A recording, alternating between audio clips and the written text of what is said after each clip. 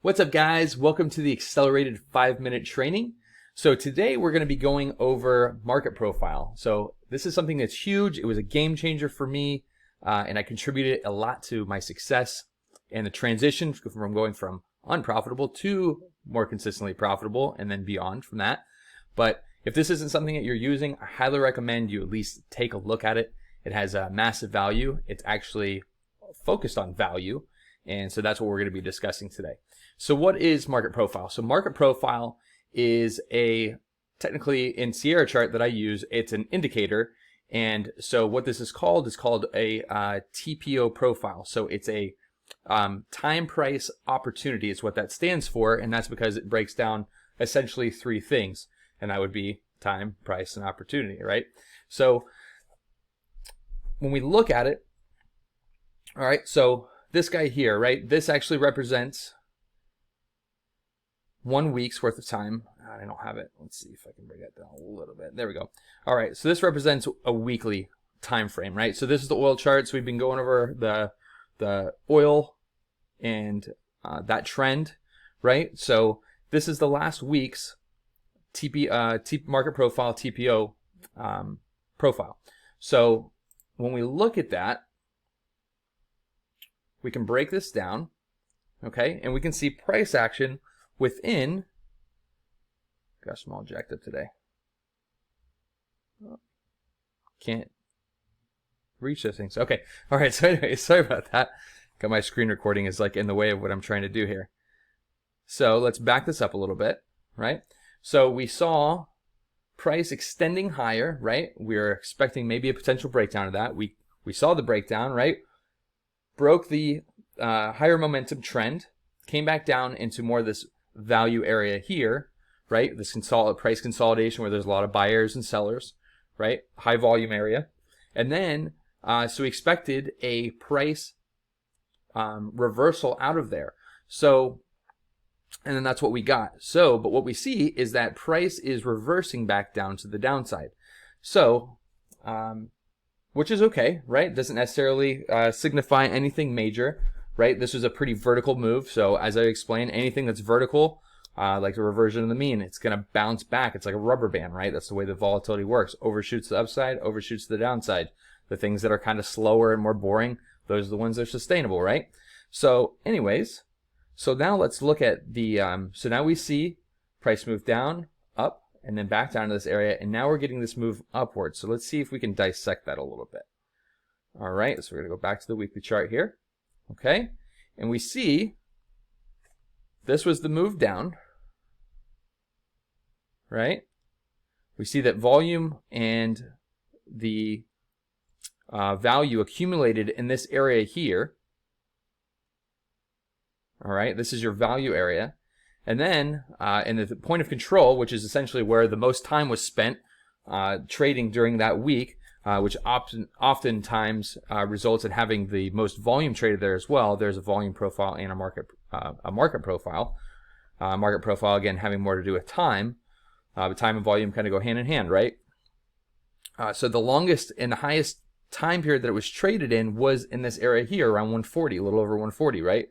So the beginning of this week, we traded as we closed here, and in the beginning of the week, we traded a bit higher, right? So that was that move upwards. This is the bounce, right? This being the move down, and then the next bounce here. So this is where we're at right here, right? So what we saw was, and we'll do a quick breakdown of the components of a market profile because those are kind of important as well. Again, if you're not using this, so if you have a standard distribution curve, like a bell curve, you have 75% or 70% of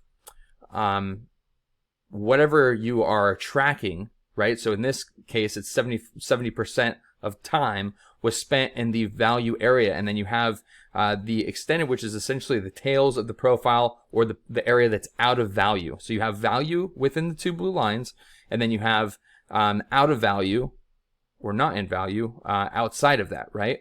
So the truth is that the market is primarily based on value, right? What people perceive value and future value to be, right? We've discussed that. We've gone over that. So price is going to be drawn towards previous value, and it's going to be pushed away from previous value depending on those features: momentum, volume, buying, selling pressure, news, all those things, right? That's the way that the trends work. Sometimes they stay in value.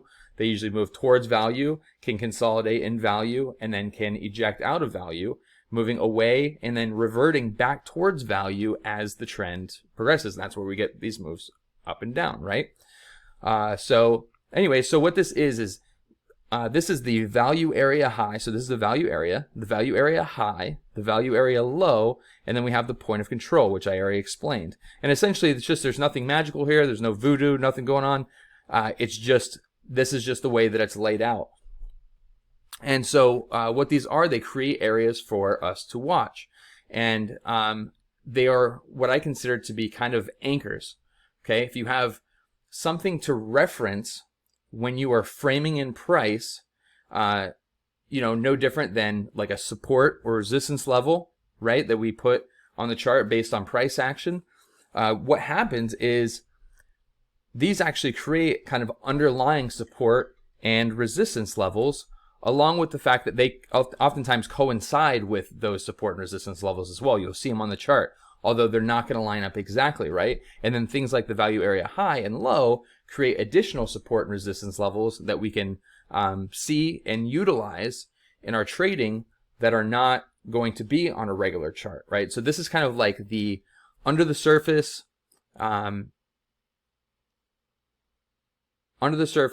value-based levels and things that we can watch that you're not going to be able to see on the regular chart. So that's why it's important. For me, it's kind of the value of both, and we're going to use that. We're going to use this in combination with VWAP going forward, and so I'll explain that as well when we get into that. But anyways, so the idea here is that if the trend is down, right, as we see here, so our previous point of control was up here, price is moving away from the previous week's value, right? At this point, we're just going on week to week, right? But we know that the daily trend was lower. The momentum reversed to the downside, right? Came down into the previous value area with a huge consolidation that happened, right? That was probably over the course of a month, right? And we found that it got buying support there. So this is the underlying from last week. This is the underlying transactions that happened and the time that was spent in this area, and ultimately value was accumulated and was created in this area. But this week, price was rejected to the upside away from that area, right? So we have the value area high, which is something that we look at whenever we're looking at things to trend, right? When you have a value area and price the next day or the next week trades inside of that, that is considered trading in value, right? And as long as it's staying in value, that typically is the sign of a rotational market, of a consolidating market, right? The typical scenarios that we'd like to avoid if we're trend trading, we're trying to stay within a trend. Those are the scenarios that we're not that interested in, except for using those to get positioned better with the trend, right? We can use that as well.